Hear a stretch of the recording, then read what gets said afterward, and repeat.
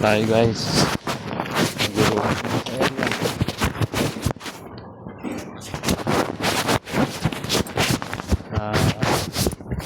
Ano ba ang function natin bilang gwardiya pag nandun tayo sa area?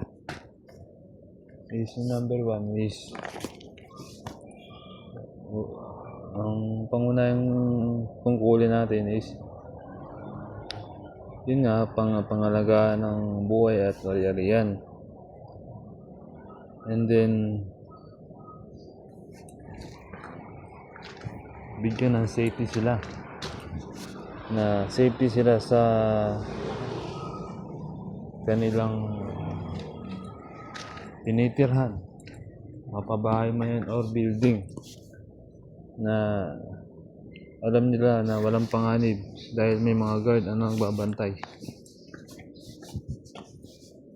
Pero hindi natin masasabi na ligtas tayo. Siyempre tayo rin nakasanganay dyan. Kaya maging maingat pa rin bilang gwardiya.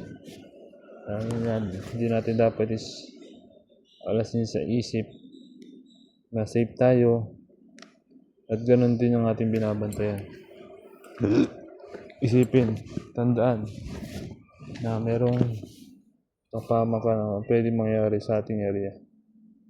Yan, may guard para maging first responder tayo sa anything na pwede mangyari. Hindi natin maiwasan yan, hindi natin mapipigilan, pero kailangan natin bantayan at pigilan ang pwede mangyari.